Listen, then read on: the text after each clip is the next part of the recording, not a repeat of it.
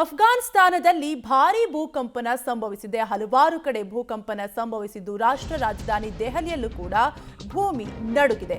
ಅಫ್ಘಾನಿಸ್ತಾನದಲ್ಲಿ ಭಾರೀ ಭೂಕಂಪ ಸಂಭವಿಸಿದ್ದು ರಿಕ್ಟರ್ ಮಾಪಕದಲ್ಲಿ 6.7ರಷ್ಟು ತೀವ್ರತೆ ದಾಖಲಾಗಿದೆ.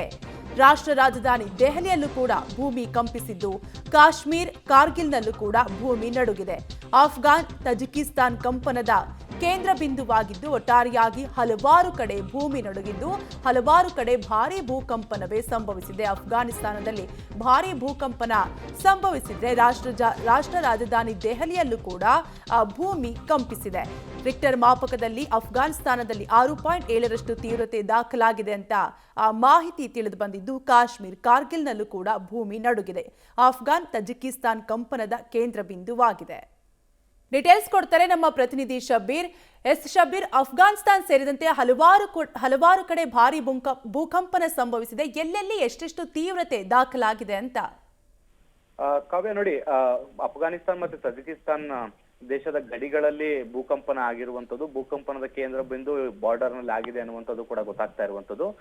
ಇಲ್ಲಿ ಭೂಕಂಪನ ಆದ ಪರಿಣಾಮ ಏಷ್ಯಾದ ಕೆಲವು ದೇಶಗಳಲ್ಲಿ ಭೂಕಂಪನದ ಅನುಭವ ಆಗಿದೆ. ಮುಖ್ಯವಾಗಿ ಭಾರತದಲ್ಲಿ ಕಾರ್ಗಿಲ್ ಆಗಿರ್ಬೋದು, ಕಾಶ್ಮೀರ ಮತ್ತೆ ರಾಷ್ಟ್ರ ರಾಜಧಾನಿ ದೆಹಲಿ ಸೇರಿದಂತೆ ಬೇರೆ ಬೇರೆ ಪ್ರದೇಶಗಳಲ್ಲೂ ಕೂಡ ಭೂಮಿ ಕಂಪಿಸಿದ ಅನುಭವ ಆಗಿರುವಂತದ್ದು.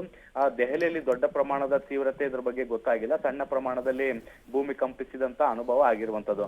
ಇದನ್ನು ಹೊರತುಪಡಿಸಿ ಕಾಶ್ಮೀರ ಮತ್ತೆ ಕಾರ್ಗಿಲ್ನಲ್ಲಿ ಸ್ವಲ್ಪ ಭೂಕಂಪನದ ಅನುಭವ ಜಾಸ್ತಿ ಆಗಿದೆ ಅನ್ನುವಂಥದ್ದು ಗೊತ್ತಾಗ್ತಾ ಇರುವಂತದ್ದು. ಆದ್ರೆ ಅಫ್ಘಾನಿಸ್ತಾನದಲ್ಲಿ ದೊಡ್ಡ ಪ್ರಮಾಣದಲ್ಲಿ ಭೂಮಿ ಕಂಪಿಸಿರುವಂತಹ ಅನುಭವ ಆಗ್ತಾ ಇರುವಂತದ್ದು. ಜನರು ಮನೆಯಿಂದ ಹೊರಗಡೆ ಬರ್ತಾ ಇರುವಂತದ್ದನ್ನ ಕೂಡ ಗಮನಿಸಬಹುದು. ಮತ್ತೆ ದೃಶ್ಯಗಳಲ್ಲಿ ಆ ಕಂಪನದ ತೀವ್ರತೆ ಹೇಗಿತ್ತು ಅನ್ನುವಂಥದ್ದನ್ನ ಕೂಡ ನಾವು ಗಮನಿಸಬಹುದು.